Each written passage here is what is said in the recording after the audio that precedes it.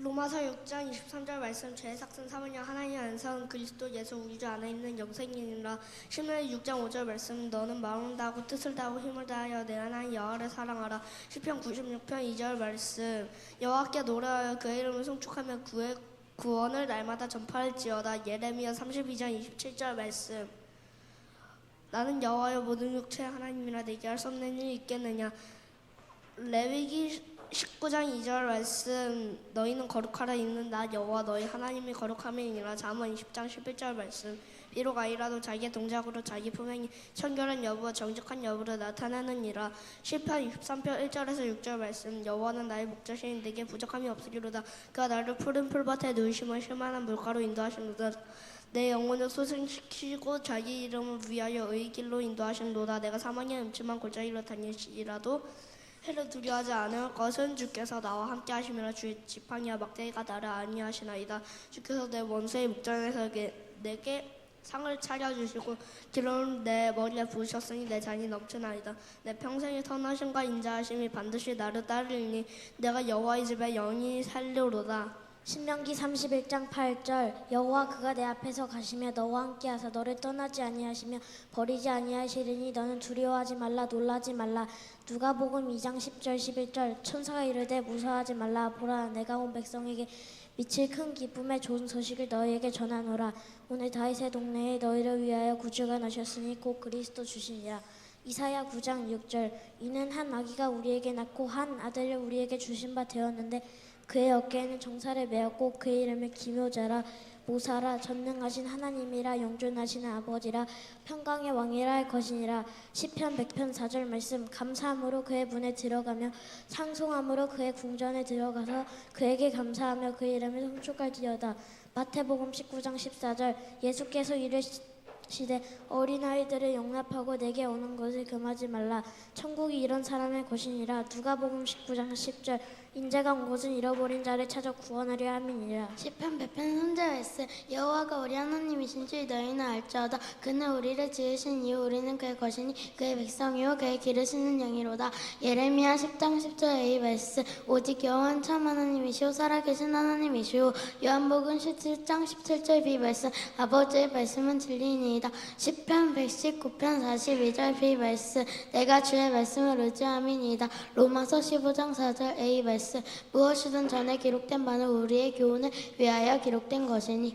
전도서 7장 20절 말씀. 선을 행하고 전의들을 범하지 아니하는 의인은 세상에 없기 때문이로다. 요한복음 1장 1절 말씀. 태초에 말씀이 계시니라. 이 말씀이 하나님과 함께 계셨으니 이 말씀은 곧 하나님이시니라. 사도행전 4장 12절 말씀.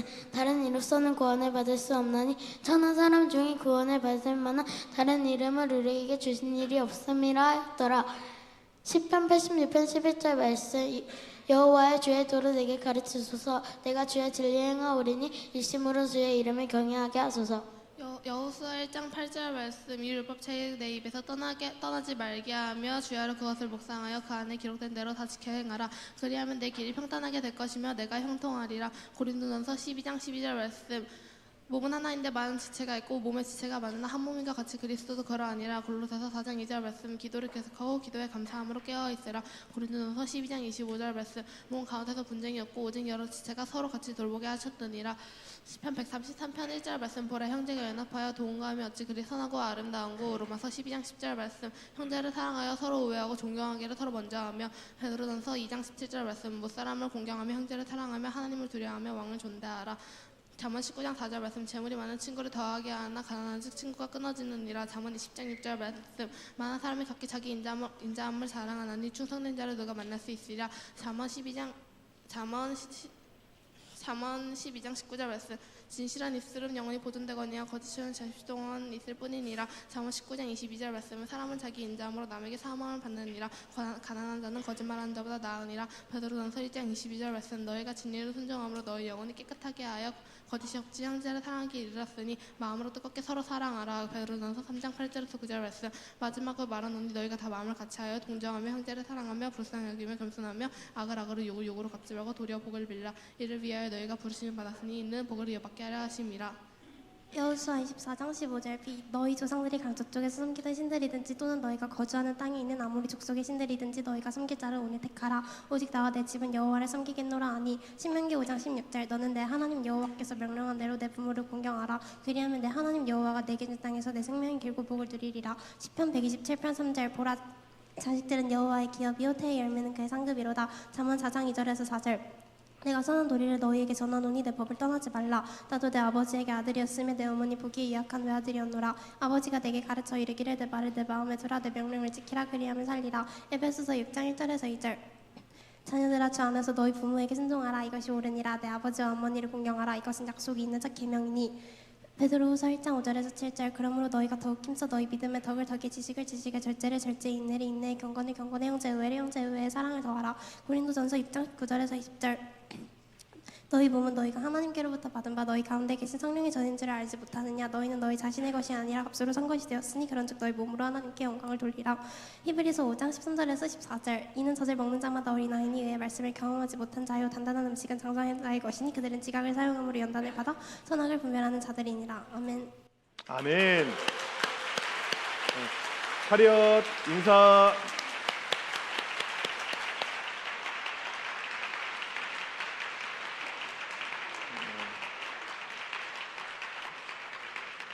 우리 아이들 모습 대단하죠. 네, 저는 이렇게 말씀을 외우고 살아가는 이 아이들의 모습이 우리 아이들 명문대 가는 것보다 훨씬 더 저는 훌륭하고 전 낫고 정말 대단하다고 생각합니다. 혹시 방금 우리 아이들보다 더 말씀을 더 잘 외울 수 있다, 제 전 재산을 드리겠습니다. 전 재산도 없지만 네, 이런 우리 말씀의 중심이 되는 아이들이 우리 교회 가운데 많아지길 간절히 소망하고 축복합니다. 다시 한번 우리 박수 한번 부탁할까요? 네.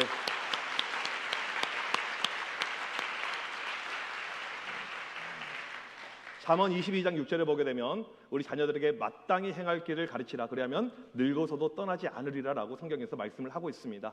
우리 아이들이 바로 살 수 있는 길은요, 하나님의 말씀밖에 없는 것이고, 이런 놀라운 축복의 역사가 우리 교회 가운데 영원히 넘치길 간절히 축복합니다. 그런데 제가 오늘 설교 제목도 좀 그렇고요. 오늘 첫 번째 이 고사성어 하나를 보여드릴 텐데 좀 뉘앙스가 안 좋게 느껴지죠. 참척지병. 무슨 뜻이냐면 비통함이 너무나도 처절하고 참담해서 가늠조차 안 되는 참혹한 슬픔이라는 뜻입니다. 이게 어떤 슬픔을 이야기하냐면 참척지변은요, 자녀가 죽었었을 때 슬픔을 이야기합니다. 또 다른 고사성어가 단장지혜가 있죠. 창자가 끊어질 것 같은 아픔. 이것은 직접 경험해보지 않은 사람이라면 누구도 공감할 수가 없고 누구도 동감할 수 없는 그런 어떤 고통이 이런 고통이라는 것입니다. 저는 이 고통이 우리 가운데 없어야 되는데 정말 좋지 않은 이런 어떤 모습인데 아무튼 존재하잖아요. 제가 왜 설교 시간에 지금 이것을 서두에 꺼내고 있냐면 이 내용이 지난주 성탄절의 스토리와 연결이 되고 있기 때문에 그랬습니다. 성탄절 하게 되면 항상 단골 메뉴로 등장하는 것이 헤롯 왕이죠. 예수님을 죽이려고 했던 헤롯 왕의 이 모습이 등장합니다. 이것과 오늘 본문의 내용이 연결이 되고 있어요. 이 헤롯은 유대의 분봉왕, 쉽게 말하면 지역의 왕이었어요. 별로 힘이 없는 왕이었지만 아무튼 지역의 왕이었습니다. 하루는 이 헤롯에게 어떤 목소리가 들려옵니까? 이스라엘의 왕이 태어났다. 내가 왕인데 다른 왕이 있다는 거예요. 너무너무 불쾌하고 기분이 나빠서 그 자를 잡아서 죽이려고 하지만 누구인지 찾을 수가 없게 됩니다. 그래서 이 아이가 태어난 그 시점, 그 지역 베들레헴 인근의 만 2세 아이들, 남자 아이들을 다 죽이라고 명령을 내려요. 지구상에 이런 사력이 있을까요? 어린 아이, 갓난 아이를 다 죽입니다. 집집마다 문을 두드리고 들어가서 이 아이가 있잖아요. 어리다 싶으면 바로 칼로 찔러 죽여버리는 거예요. 엄마들이 오열하고 그냥 실신하고 난리가 난 것이죠. 이런 끔찍한 일이 2000년 전에 베들레헴에서 이렇게 있었습니다. 그런데 이 끔찍한 일을 앞서서 성경에서 예레미야 선지자가 예언을 미리 했어요. 그 예언의 내용이 오늘 18절의 말씀의 내용입니다. 18절 말씀 다 같이 한번 읽겠습니다. 시작. 라마에서 슬퍼하며 크게 통곡하는 소리가 들리니 라헬이 그 자식을 위하여 애곡하는 것이나 그가 자식이 없으므로 위로받기를 거절하였도다 함이 이루어졌느니라. 이 말씀은 예수님이 태어나기 600년 전에 이미 예언이 된 말씀입니다. 라마에서 슬퍼하며 통곡하는 소리가 들린다. 라마가 어떠한 장소냐면 야곱의 부인, 야곱이 가장 사랑했던 여인 라헬이 죽은 장소가 바로 이 라마입니다. 야곱에게는 부인이 크게 두 명이 있었죠. 레아와 라헬이 있었습니다. 라헬을 내가 정말 사랑했고 레아는 별로 좋아하지 않았는데 이 장인 라반의 이 책략, 이 라반의 이 꼼수에 의해서 그냥 필요하지 않는, 내가 원치 않은 첫 번째 결혼을 하게 되고 그 다음에 또 두 번째 결혼을 하게 됩니다. 졸지의 부인이 두 명이 되었어요. 한 집안에 한 명의 여자랑 사는 것도 상당히 힘들잖아요. 근데 두 명이니까 얼마나 이게 힘들었겠습니까? 그때부터 가정에 이제 분란이 생겨납니다. 또 이 부인들이 임신하고 아이를 낳습니다. 계속해서 어려움이 만들어지는 것입니다. 다양한 이복의 형제들, 이 자녀들의 모습 가운데, 그러니까 이 문제가 누구에게 있냐면 장인 라반에게 있는 거예요. 사랑하는 그 여자 라헬 한 명만 줬으면 이런 어려움이 없었을 테인데 그냥 여자를 두 명 줘가지고 이렇게 어려움이 발생을 한 것입니다. 사랑하는 사람이 있으면 그냥 둘이 좀 만나게끔 해줬으면 됐는데 이 장인이 잘못한 거예요. 여러분, 자녀들이 누굴 좋아하면 뭐라고 좀 하지 마세요.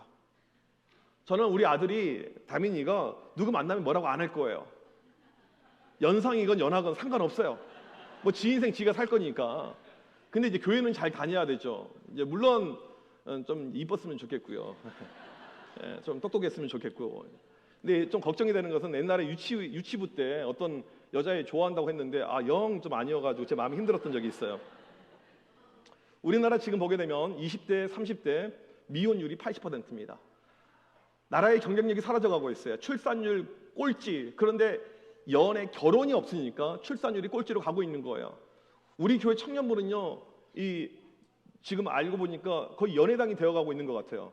많이들 사깁니다. 그런데 여기서 그치지 않고 이 결혼으로 가면 좋겠고, 이 결혼의 역사가 우리 교회를 통해서 많이 나타나고 출산으로 가서 이 번성하는 교회가 되길 간절히 소망합니다. 제가 가지고 있는 게 꿈이에요.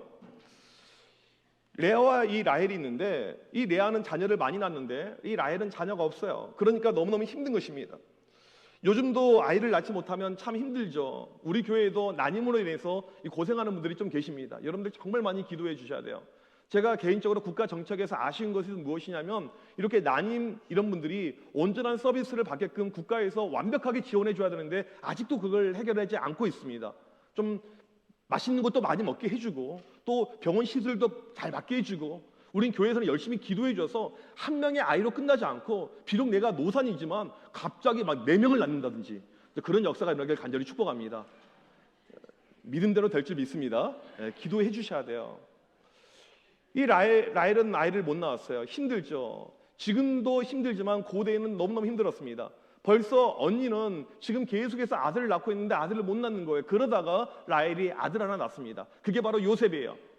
한 명의 아들인데 양이 안 차요. 왜? 언니는 벌써 6명을 낳거든요. 6대 1입니다. 그러니까 마음에 한 가지 소원이 있어요. 하나님, 한 명만 더 낳기를 원합니다. 그런데 아이가 안 생겨요. 그렇게 안 생기던 아이가 이 라헬의 노년에 드디어 임신하고 생기게 된 거예요. 얼마나 기뻤겠습니까? 나도 이제 2명이다. 나도 이제 언니랑 비빌 수가 있겠다. 그런 마음을 가지고 있었습니다. 그리고는 이제 9달, 이제 막달이 되어서 아이를 출산하는 그런 이 시점이 되었습니다. 아이를 낳는데 몸의 상태가 상당히 좋지 않아요. 불길한 기운이 엄습해 오게 됩니다. 이게 무엇인가 잘못되고 있다, 이런 느낌이 들어요. 아이는 낳을 수 있을 것 같은데 나는 살기 어렵다, 이런 마음이 그의 10년 가운데 찾아오게 되는 것입니다. 평생을 그렸던 그 아들, 이제 한 명의 아들만 더 있으면 내 인생도 행복하고 이제는 내가 볕들 날이라고 생각했는데 그 아이를 낳는 그 순간이 인생의 마지막 순간이 되어버린 거예요. 이게 바로 라헬의 마지막의 순간이었습니다. 울면서 아들을 낳게 됩니다. 아이들에게 한 번도 이 젖도 한 번도 먹일 수가 없는 그 상태, 그 모습을 자기가 경험하는 거예요. 그렇게 끝나게 됩니다. 이것이 바로 라헬의 눈물이고 라헬의 통곡이 된 것입니다. 오늘 말씀 보게 되면 이 라헬이 라마에 묻히게 됩니다. 그 낳았던 아들 베냐민, 처음에 뭐라고 부릅니까? 베논이라고 불렸어요. 슬픔의 아들이다. 나를 슬프게 하는 아들이구나. 내가 슬퍼서 이 아들 얼굴도 보지 못하는구나. 이 통곡이 울려 퍼졌죠. 오늘 말씀에서 라마에서 슬퍼하고 통곡하는 소리, 이것이 바로 이 라헬의 이야기인 것입니다. 너무나도 슬프죠. 그 귀한 아들, 그 소중한 아들 낳으면서 그냥 죽었으니까 얼마나 슬픕니까? 이것이 바로 이 라마의 통곡 소리인 것입니다. 신기한 것은요, 나중에 라마가 어떻게 되냐면 라헬의 후손인, 그러니까 라헬의 자녀인 이 베냐민이죠. 이 베냐민의 후손들이 사는 지역이 이 라마 땅이 된 거예요. 그런데 남유다가 바벨론에 의해서 BC 586년에 멸망을 하게 되는데 그때 포로로 끌려갈 때 집결지가 라마가 되었어요. 그러니까 이 라마에서 이제 식구들이 흩어지는 것입니다. 아빠는 이미 죽었어요. 엄마도 죽었습니다. 아이들은 고아가 되어서 울면서 끌려가고 있는 장소가 라마가 된 거예요. 라마가 어떤 장소입니까? 다시 한번 백성들이 통곡하면서 우는 장소입니다. 이산가족이 되었고 식구들을 다시 볼 수가 없고 엄마 아빠를 지금 놓쳐버렸던 이 애곡의 장소가 라마가 된 거예요. 오늘 말씀의 이 라마는 첫 번째로는 이 라헬이 죽어가면서 자기 아들을 더 이상 볼 수 없는 슬픔의 장소가 된 것이고, 나중에 BC 586년에는 온 이스라엘 백성들 가운데 가정의 찢어짐, 가정의 부모가 돌아가시고 아이들이 없고 이걸로 인해서 애곡하는 장소가 바로 이 라마가 되었다는 것입니다. 여러분, 이 라마의 통곡 소리 지금도 세계 곳곳에 울려 퍼지고 있습니다. 우리나라는 그래도 안전한 나라이지만 지금 이스라엘 가자 지구 보십시오. 가장 많이 죽는 것이 아이들이에요.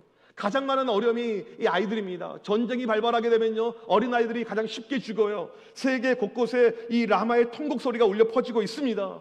저는 우리 교회 안에 결코 이런 소리가 들리지 않길 소망합니다. 하지만 우리가 잘못하면 우리 가정에도 라마의 통곡 소리가 충분히 울려 퍼질 수가 있기 때문에 오늘 경각심을 가지라고 이 말씀을 전하게 된 것입니다. 무슨 이야기일까요? 왜 우리 가정에 라마의 통곡 소리가 만들어지게 될까요? 물어보실 거예요. 여러분, 도표를 보게 되면요, 지금 우리나라 이 주일학교의 감소세입니다. 아이들이 급감하고 있어요. 출산율 저하 등 여러 가지 사회적 이유부터 해서 계속해서 아이들이 줄어들어가고 있습니다. 여러분, 교회 아이들이 얼마나 없어져가고 있냐면요, 제가 얼마 전에 어떤 목사님을 만났어요. 한 저희 교회 규모의 교회인데 그 동네에, 서울에 있는 교회인데요, 이제 코로나가 끝났잖아요. 코로나 끝나면서 동네에 주일학교 있는 교회가 자기네 교회 하나밖에 안 남았대요. 서울이에요, 서울. 동네에 주일학교 있는 교회가 자기네 교회 하나밖에 안 남았대요. 다 없어져 버렸다는 것입니다. 이게 지금 모습입니다. 지금 전체적으로 보게 되면 이 주일학교의 모습이요, 피라미드 이 구조의 모습입니다. 이 화면을 보시게 되면요, 초등학생들은 많아요. 중학교 올라갈 때 아이들이 줄어듭니다. 고등학교 가면 또 줄어들어요. 대학생 되면 또 줄어듭니다. 이것이 지금 일반적인 교회 모습이라는 것입니다. 제가 이런 설교하게 되면 여러분들이 그런 마음 가지실 거예요. 목사님, 그거 다른 교회 이야기잖아요. 우리 교회는 괜찮잖아요. 아이들 갈수록 많아지고 있고 청년들도 정말 많고 우리 교회 문제가 없잖아요. 그런 이야기를 혹시라도 하실까 봐 제가 이 말씀을 드리는 것입니다. 제가 겨울이나 여름에 이 청소년 연합 집회 설교를 하러 갈 때가 이렇게 있습니다. 솔직한 말씀을 드리면요, 갈 마음이 별로 없어요. 이제는 좀 젊은 목사님들이 가면 설교하면 좋겠다. 저는요, 이미 청소년들에게요, 노땅이에요, 노땅. 우리 아들이 맨날 꼰대라고 집에서 부릅니다. 아빠는 꼰대야. 아빠는 제발 아재 개그 그만해. 이렇게 이야기를 해요. 솔직히 이 젊은 목사님, 우리 김은환 목사님처럼 잘생긴 젊은 목사님들이 있으면 얼마나 좋습니까? 그런데 아무튼 제가 가요. 근데 신기한 것은요, 이 청소년 설교 잘하는 분들 가운데 잘생긴 사람이 하나도 없어요. 놀라운 신비예요. 제 외모는요 탑 상위권에 있어요. 여러분 상상이 되시죠?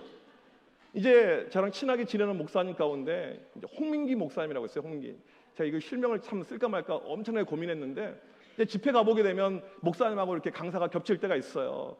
근데 이 목사님 정말 탁월해요. 저보다 설교 훨씬 더 잘해요. 아이들을 가지고 그냥 막 흔드는데 정말 대단합니다. 제가 그 목사님 볼 때마다 무엇을 느끼는 줄 아십니까? 청소년 설교와 외모는 정말 반비례하구나. 이 반비례를 제가 정확하게 느끼고 있습니다. 아이들 설교하러 가잖아요. 과거랑 달라진 모습이 있어요. 아이들이 많이 줄었어요. 그런데 그것이 문제가 아닌 영적인 상태가 바닥입니다. 제가 설교하기 힘든 이유가 무엇이냐면 아이들 가운데 설교를 받아들이려고 하는 아이들이 별로 없어요. 영적으로 죽어가고 있는 모습. 그러니까 교회들마다 청소년도 없고 20대, 30대가 없다고 이야기합니다. 최근에는 가보게 되면요, 40대가 이제 교회 없다고 그래요. 여러분, 조금 지나면요, 교회 50대가 안 모인다고 이야기할 것이고요, 조금 더 가게 되면 60대가 안 모인다고 이야기할 것입니다. 이게 지금 한국 교회 그림이고 모습이라는 것입니다. 상당히 심각한 이 그림이죠. 저는 오늘 다른 교회 아이들 필요 없고 우리 가정의 아이들 영적인 수준에 대해서 좀 말씀을 드리려고 그래요. 왜냐하면 지금 여러분들 얼굴이 너무 평안해 보이세요. 얼굴이 너무나도 다들 좋아 보이세요. 그래서 꼭 이야기를 해야 될 거라고 생각이 됩니다. 우리 청암교회 우리 아이들 보게 되면 아까도 우리 어와나 우리 친구들 얼마나 잘합니까? 말씀을 외우고, 우리 교회는요, 우리 어린이 부서 보게 되면 주일 오전에 예배 드리죠. 오후에 어와나 하죠. 하루 종일 애들이 말씀으로 이렇게 다 무장이 되어져 있는 그런 훌륭한 아이들입니다. 오죽하면 이 어와나 본부에서 우리 교회를 주목하고 있고요. 저한테 조언을 구하고요. 저한테 자문을 구하고요. 목사님 때문에 한국 어와나 죽어가는 거 다 살렸습니다. 그런 칭송을 하기도 하고요. 얼마나 이 모습이 좋아 보이는지 모릅니다. 그런데 이 아이들이 청소년기가 됐잖아요. 그러면 이제 이 구체적 조작기로 가게 됩니다. 무슨 말이냐면 이 아이들이 사고 논리로 가는 거예요. 전에는 시켜서 암송을 했는데 이 아이들이 이제 비껴쳐 나가는 거죠. 암송을 싫어하죠.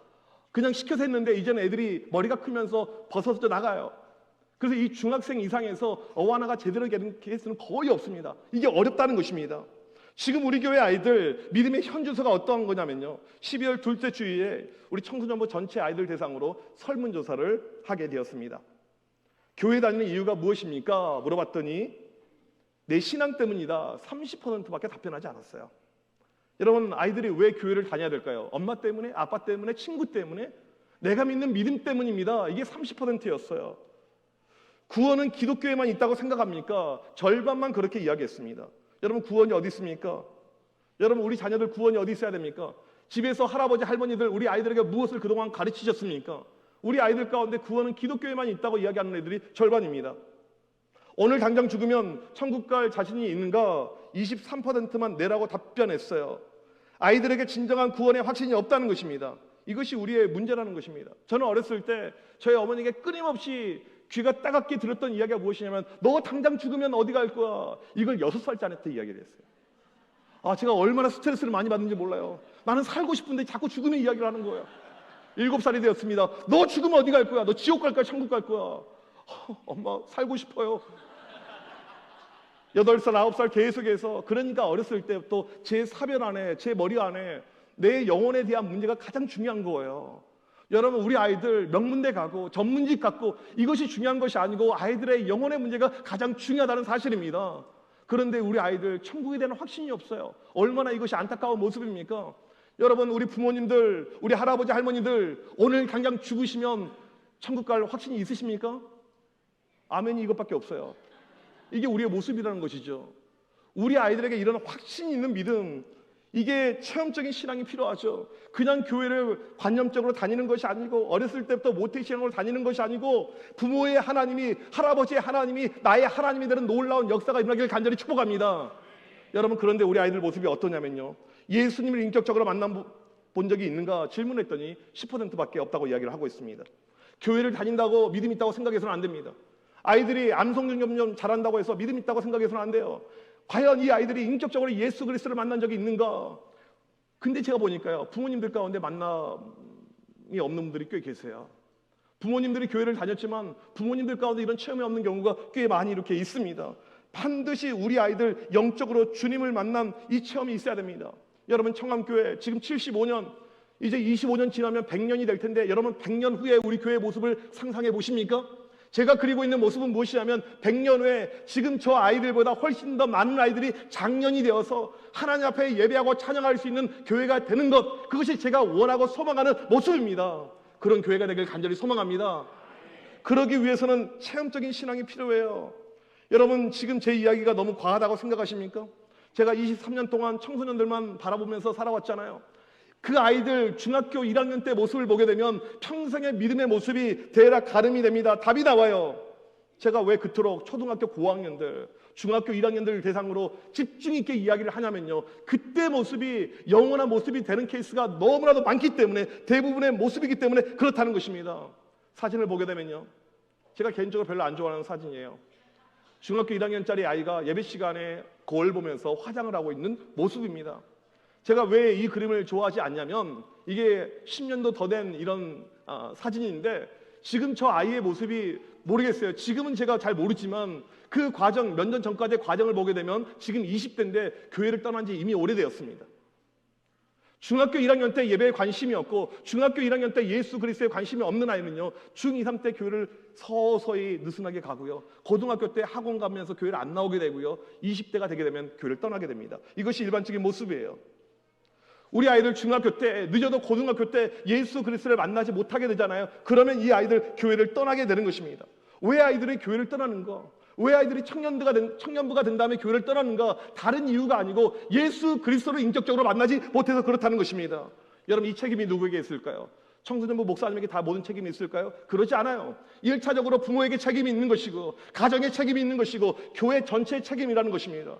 우리 아이들이 예수를 만나게 하는 것, 이것이 우리 교회가 가야 될 가장 중요한 길이라는 것입니다. 오늘 우리가 알아야 될 것은요, 우리 아이들의 믿음은요 그냥 되지 않아요. 예수님을 인격적으로 만나는 것은요 그냥 이루어지지 않습니다. 우리는 너무 쉽게 생각하죠. 제가 확신만 하면서 항상 느끼는 것은 무엇이냐면 우리 성도님들의 신앙의 상태, 영적인 상태가 생각보다 건강하진 않다 이거예요. 어렸을 때부터 교회를 다녔다고 해서 믿음이 자연스럽게 만들어지지 않습니다. 무엇인가 투자가 이루어져야 돼요. 그냥 신앙이요, 그냥 믿음이 우리 가운데 결코 형성이 되지 않는다는 사실입니다. 그냥 되는 것은 없어요. 여러분, 우리 신앙에서 정말 중요한 것은 무엇인 줄 아십니까? 투자예요, 투자. 투자가 될 때 이루어지는 것입니다. 에너지의 투자, 물질의 투자, 시간의 투자, 이것이 이루어질 때 직장도 사업터도 되고, 그 다음 우리 아이들 공부도 되고, 이번에 우리가 아시겠지만 이 수능 만점 맞고 수능 최고득점이 있는 아이들 대치동에 있는 똑같은 학원을 다녔어요. 우리 대치동으로 가야 될까요? 제가 아는 목사님 있어요. 얼마 전에 만났는데 그 아들이 재수를 했어요. 그 아들과 똑같은 그 학원을 갔어요. 집에서 왕복 3시간, 4시간 거리인데 거기를 계속 다녔어요. 뭐 기숙하면서 가면 좋겠지만 형편이 안 되니까 그렇게 다녔어요. 그러니까 점수가 나왔다는 것입니다. 그냥 되는 것은 세상에 없는 거예요. 세상에 공부도 투자하고 집중하고 할 때 나타나는데 우리의 신앙도 믿음도 마찬가지입니다. 그냥 되지 않아요. 그냥 교회 주일날 예배 참석한다고 해서 믿음이 생기지 않습니다. 투자가 있어야 돼요. 우리 아이들 주일날 한 번 주일학교 온다고 해서 믿음이 자라는 것이 아닙니다. 투자가 반드시 필요하다는 것입니다. 만약에 누군가가 저한테 이런 질문을 해요. 목사님의 소원은 무엇입니까? 목사님 소원이 무엇입니까? 라고 저한테 질문한다면 저는 이렇게 이야기할 거예요. 저는 우리 아이들의 이 믿음이 세상의 어떠한 교회보다 높아지길 원합니다.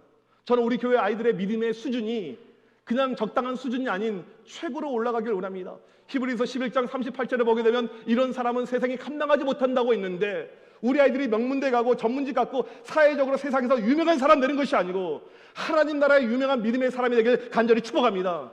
제가 가지고 있는 소원은요 이것밖에 없어요. 제가 청소년 사역을 할 때 항상 딜레마는 이거였습니다.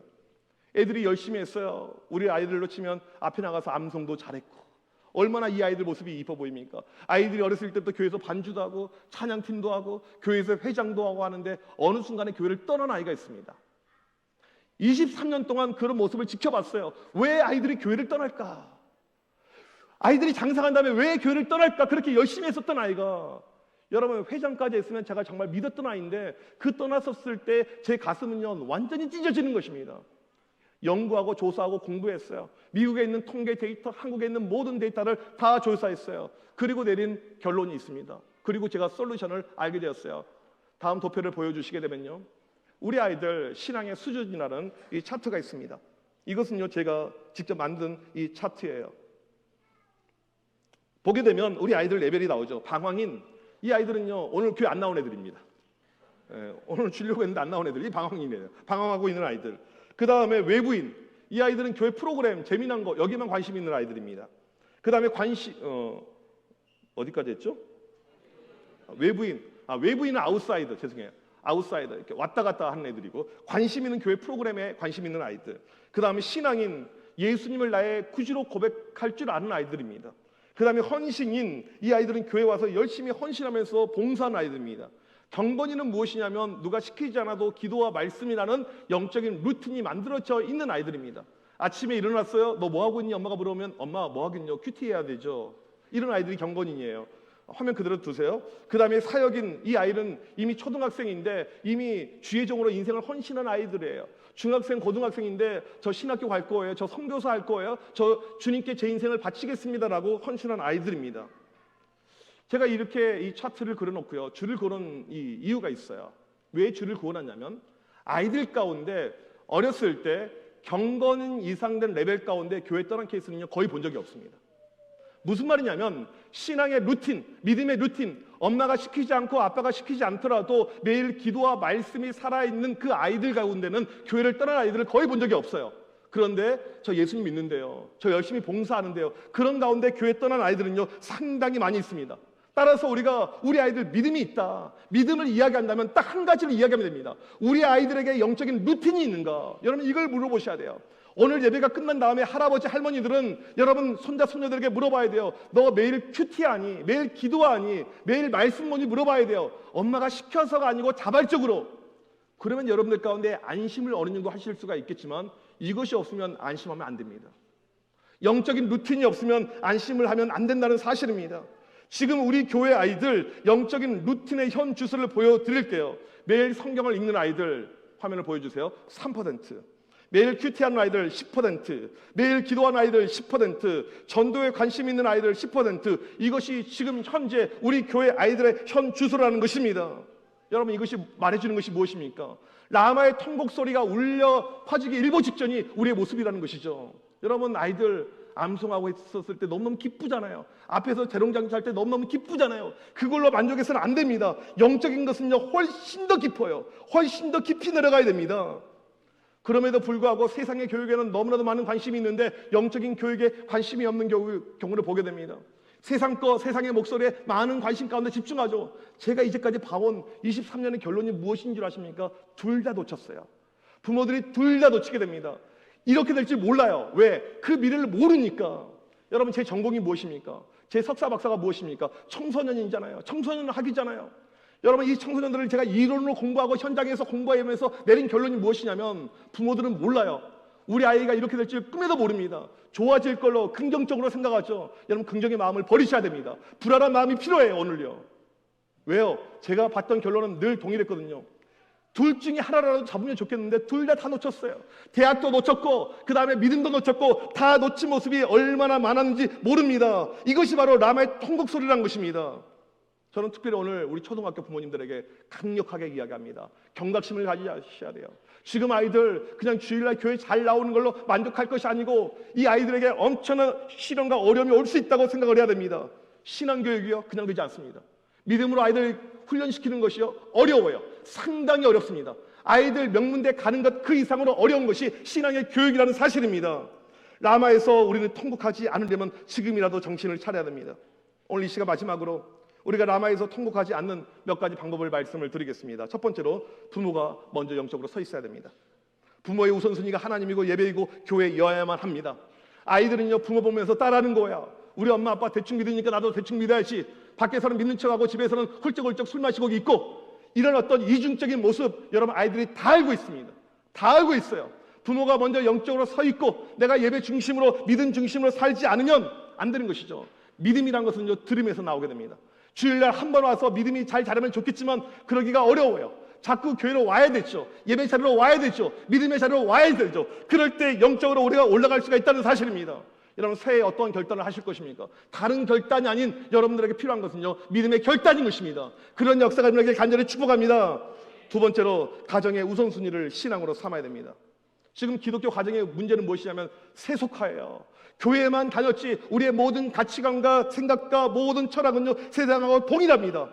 아무런 차이가 없어요. 여전히 공부가 중요하고요, 여전히 성공이 중요하고요, 여전히 돈이 중요합니다. 이것이 기독교 가정의 지금 모습이라는 것입니다. 여러분 이런 모습 가지고는 어림도 없어요. 우리 가운데 신앙이 우선, 예수 그리스도가 우선되는 그 믿음으로 가야 된다는 것입니다.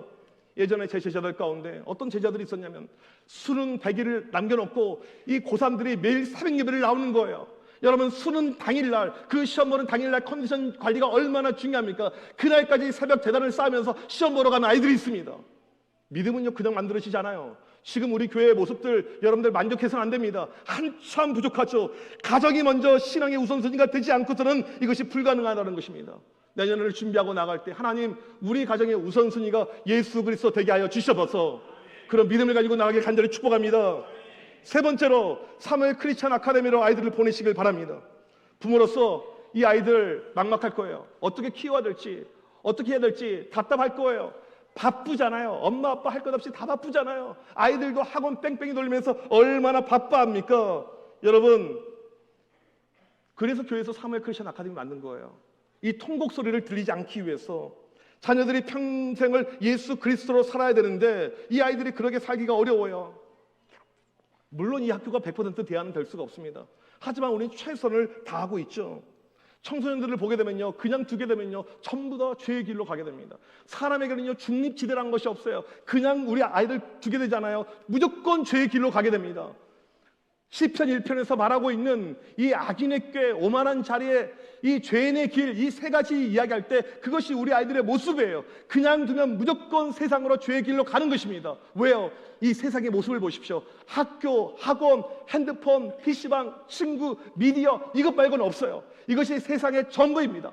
하나님과 아무 상관없이 아이들은 살아가고 있어요. 일주일에 한 번 교회 와서 말씀을 듣는다고 해서, 토요일날 암송한다고 해서 그것이 믿음으로 갈 것 같습니까? 어려워요. 힘듭니다. 부모님들 힘으로 할 수 있으면 해보세요. 하지만 너무 힘들다, 역부족이다. 여러분, 사무엘 크리스천 아카데미 아이들 매일 학교에 오게 되면요, 예배로 시작하게 됩니다. 물론 쉽지 않아요. 예배로 가는 거 끝나자마자 아이들이 암송합니다. 매일 죄를 회개하고 큐티하게 됩니다. 우선은 아이들 가운데 PC방 다니는 애는 없어요.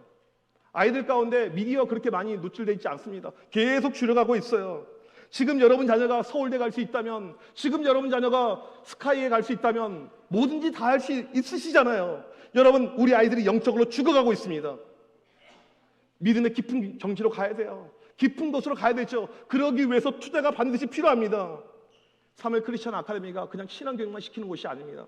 아이들 진로도 일반 세상보다 훨씬 더 폭넓게, 아이들에게 벌써 영어와 스페인어와 중국어를 가르치면서 졸업할 때까지 3개국어를 마스터를 시키면서 글로벌한 비전을 가지고 세상을 향해서 나아갈 수 있도록, 이 아이들이 벌써 중학교 1학년인데 창세기 1장 50장까지를 영어로 다 읽었고 해석해냈어요. 안내의 일기 이런 것을 읽고 다 독후감을 써내고 있습니다. 문해력이 일반 학교의 아이들과 비교가 안 될 만큼 올라가고 있습니다. 훨씬 더 빠른, 훨씬 더 나은 뛰어난 속도로 공부를 하고 있어요. 최고의 신앙의 글로벌 리더를 꿈꾸고 있습니다. 여러분, 보내셔야 됩니다. 자녀들 신앙 믿음 쉽게 보지 마세요. 어렵습니다. 지금 한국 교회가 무너져가고 있죠. 교회들마다 아이들이 없죠. 왜 그렇습니까? 믿음이 없으니까. 믿음이 없으니까. 부모도 믿음이 없고 아이들도 믿음이 없고. 여러분, 이제 서울 이 시내 가운데, 이 서울 도시에 초대형 교회들이 있습니다. 몇만 명 모이는 교회. 제가 알기로 서울 이 안에 몇만 명 모이는 모든 교회 합쳐서 청소년들이 1000명 이상 모이는 교회가 없는 걸로 알고 있습니다. 이것이 우리의 현 주소예요. 작년은 5만 명 모이는데 왜 아이들이 1000명이 안 될까요? 그 아이들이 안 다녀요. 엄마 아빠는 열심히 믿고 있는데 아이들이 안 다닙니다. 이것이 우리의 영적인 현 주소라는 사실입니다. 여러분, 늦지 않았습니다. 늦은 것은 하나도 없어요. 자녀가 장성했을지라도 늦지 않았다는 사실입니다. 포기하지 마세요. 신앙을 삶의 제1 우선순위로 삼으십시오. 예수만 섬기는 우리 가정이 되길 간절히 소망하십시오. 믿음으로 달려나가십시오. 하나님의 놀라운 역사가 일어날 줄 믿습니다. 우리가 내년을 이제 곧 있으면 시작할 터인데 수요 성령 집회 열심을 다하세요. 여러분, 새벽 예배 열심을 다하세요. 온 가족 새벽 기도회, 특별 새벽 기도 열심을 다하십시오.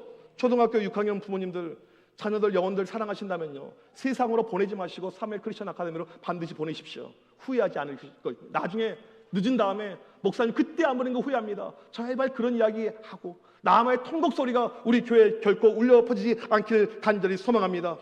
울음소리가 아닌 기쁨의 소리, 즐거움의 소리, 은혜의 소리만 가득한 우리 교회가 되길 주님의 이름으로 간절히 축복합니다.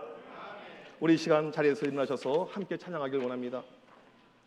믿음이 없이는 하나님을 기쁘게 할 수가 없습니다. 우리의 신앙의 목표는요, 하나님을 기쁘게 하는 것, 이것이 바로 믿음의 모습이죠. 이 시간 다 같이 우리 찬양하겠습니다. 나 주님의 기쁨 되기 원하네, 내 마음을 새롭게 하소서. 찬양하겠습니다.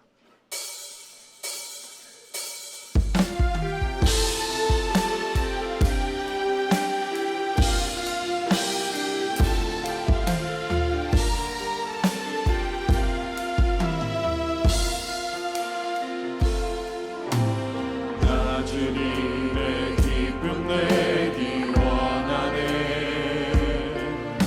내 마음을 새롭게 하소서.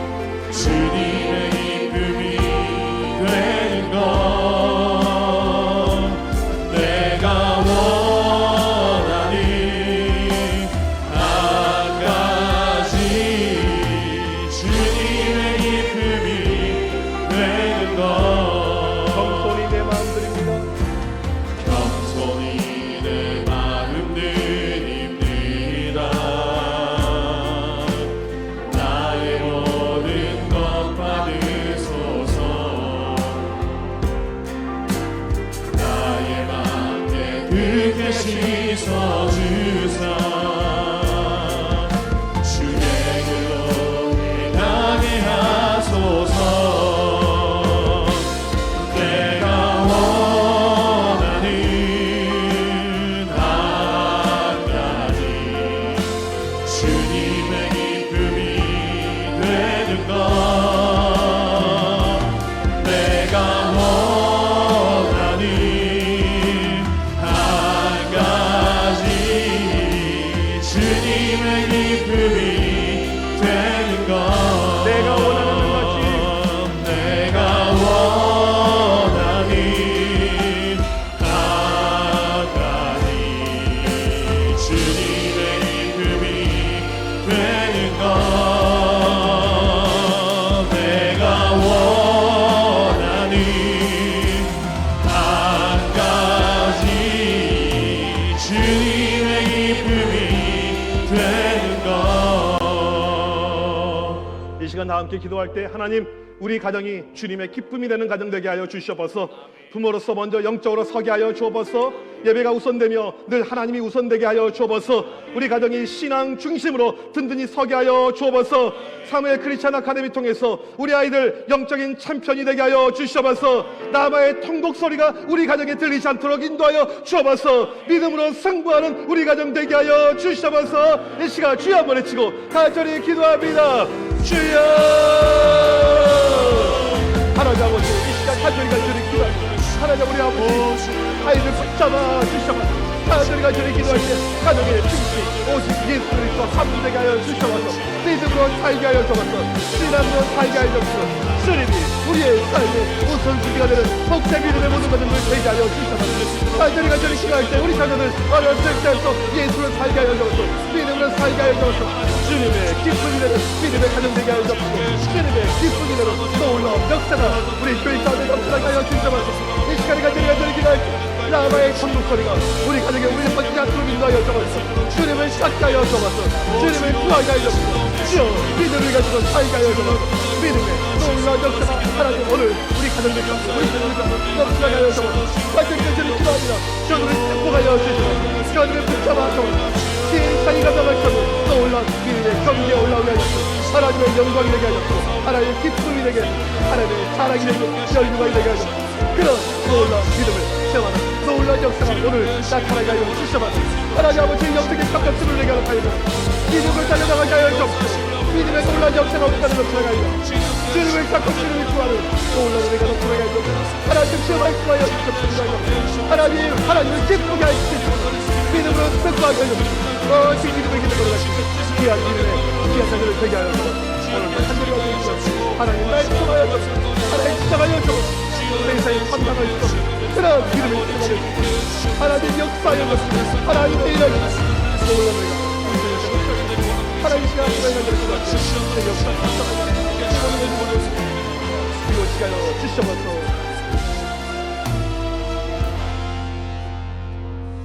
하나님 가정들마다 라마의 통곡 소리가 들려오고 있습니다. 하나님께서 선물로 주신 우리 자녀들이 영적으로 죽어가고 있습니다. 이 시간 우리 안에 영적인 경각심을 불어넣어 주옵소서. 예수만 섬기는 우리 가정 되게 하여 주시옵소서. 믿음의 반석에 든든히 서는 부모들 되게 하여 주시옵소서. 사무엘처럼 믿음의 세대가 되는 자녀들이 만들어지게 하여 주시옵소서. 우리 교회 안에 라마의 통곡 소리가 들리지 않고 하나님을 향한 기쁨의 소리만 넘치게 하여 주시옵소서. 지금은 우리 주 예수 그리스도의 크신 은혜와 하나님 아버지의 무한하신 사랑하심과 성령님의 이로 교통하심이 라마의 통곡 소리가 아닌 하나님을 향한 영광과 기쁨의 소리만 울려 퍼지길 원하는 주의 모든 백성들 머리머리 위에 지금부터 영원토록 함께 있을지어다. 아멘.